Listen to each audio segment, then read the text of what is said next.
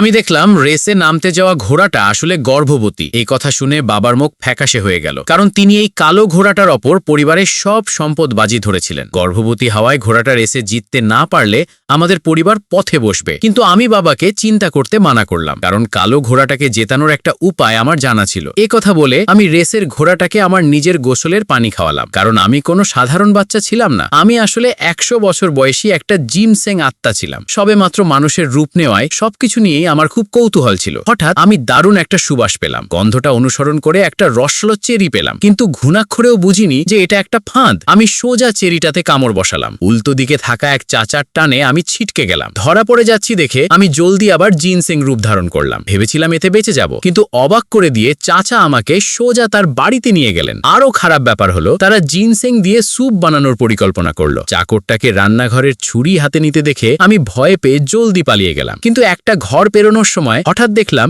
বিছানায় শুয়ে থাকা এক লোকের চারপাশে কালো ধোঁয়া উঠছে। এর মানে সে মারাত্মক অসুস্থ। তাকে বাঁচাতে আমি জাদু বলে জিনসেংটাকে পানিতে ভিজিয়ে রাখলাম। তারপর সেই জিনসেং ভেজানো পানি লোকটাকে খাওয়ালাম। এর প্রতিদান হিসেবে লোকটা শিগগিরই আমার জন্য অনেক মজাদার খাবার তৈরি করলো। তখন জানতে পারলাম এই লোকটা এলাকার এক ক্ষমতা হারানো ধনী ব্যক্তি। এই পরিবারের আদর যত্ন দেখে আমি সামনের এই লোকটাকেই আমার বাবা হিসেবে মেনে নিলাম। শিগগিরই ঘোড়দৌড় শুরু হলো। আমি বাবা আর চাচাকে কালো ঘোড়াটার ওপর বাজি ধরতে বললাম, কিন্তু চাচার ধারণা ছিল গর্ভবতী কালো ঘোড়াটা জোরে দৌড়াতে পারবে না। ভাগ্যিস বাবা একটুও দ্বিধা করলেন না। তিনি সাথে সাথে চাচাকে কালো ঘোড়াটার ওপর $3 মিলিয়ন বাজি ধরতে বললেন। চারপাশের লোকজন আমাদের নিয়ে হাসাহাসি করে বলল আমাদের নাকি বুদ্ধির চেয়ে টাকা বেশি। আমরা যে একটা গর্ভবতী ঘোড়ার ওপর বাজি ধরছি সেটা তারা বিশ্বাসই করতে পারছিল না। পরিস্থিতি আরো খারাপ হলো যখন শুরুর গুলি ছড়ার পরও কালো ঘোড়াটা বোকার মতো দাঁড়িয়ে রইল আর দৌড় শুরুই করলো না। তাই আমি চুপি চুপি কালো ঘোড়াটার পাশে ছুটে গেলাম। আমার ছোট্ট জিনসেং রূপটা ঘোড়াটার মুখে খাইয়ে দিলাম। তারপর দৌড়ে বাবার কাছে ফিরে এলাম। আমি তাকে দ্বিতীয় রাউন্ডে কালো ঘোড়াটার উপর